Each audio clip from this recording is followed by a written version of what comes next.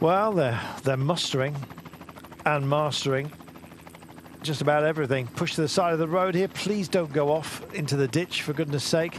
Saw a little bit of that yesterday. They almost bounce into each other and then spread wide again. Well, they've just about killed off this little brakelet, as you can see. And so, with 3 kilometers to go, let's bring you home, shall we? Time to dig in.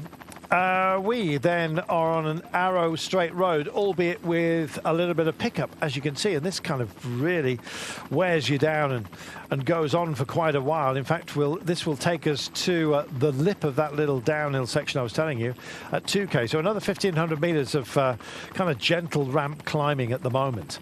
They then come down that. It's a descent with a 2.9% decline, and then we have a plateau with a pickup at the end. At the very end itself actually is a little bit more testy than perhaps you might think. You'll see it.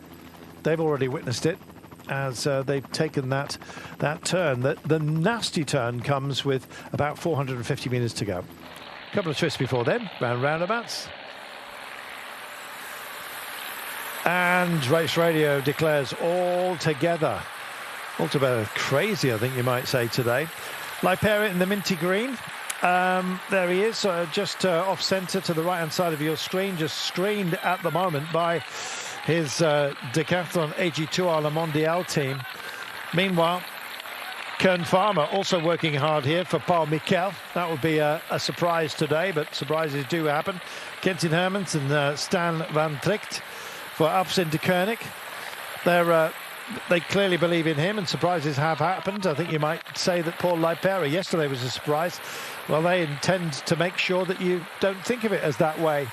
So almost looks good in the Danish champions jersey, just over to the left-hand side of your screen there, being guided by Lidl Trek, his teammates. Meanwhile, it's opened up this side of the road. They're all kind of staying here for the moment. They will drift over to the left-hand side in order to take that right-hander a bit later, but there's a lot of road to play with, and it's because we have a right-hander but a very gentle one coming up, so you can afford to take the fastest route through that corner, indeed on that side of the road. If it's a focused turn, you want to be on the opposite side of the road, so they gently go left, then they gently go right almost immediately, so you'll see them drift over to the right-hand side of the road. Here it is. It's kind of a motorway intersection through. There it is. Through the tunnel they go, pop out the other side, and then, of course, gently to the left they go. The road straightens out, but only for a couple of 100 meters before it's another gentle left. So they've done one gentle left. High pace, they will take another gentle left, but it looks like the pace means it's going to be a bit more focused. So they go to the right-hand side of the road. It's an absolute mosh at the moment. Everybody's here, Brian. This could be lethal. I hope it's okay. Yeah, it's the headwind that's doing this. No control whatsoever.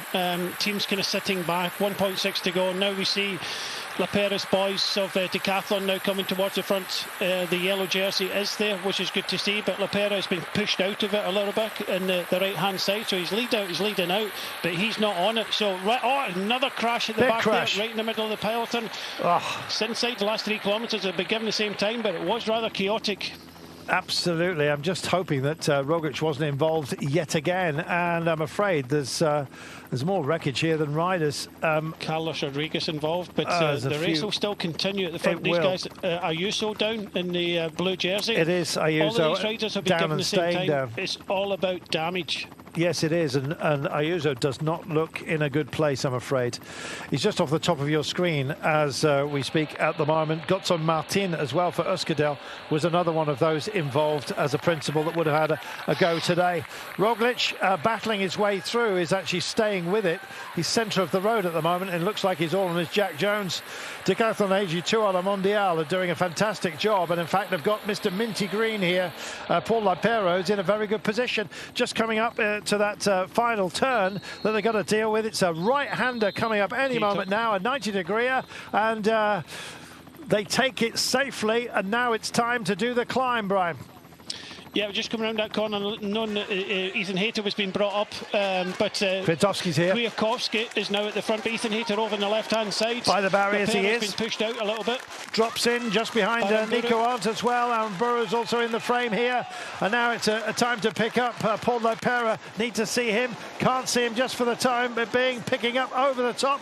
It's Aaron Burrow on the barriers. That's Hermans, I think, that's coming through as well. It looks like it's between the pair of them. Let's see. Oh, it's a win for Alpecin de Koenig on another day of absolute skirmish. That was not nice at all. Didn't like that one bit, Brian.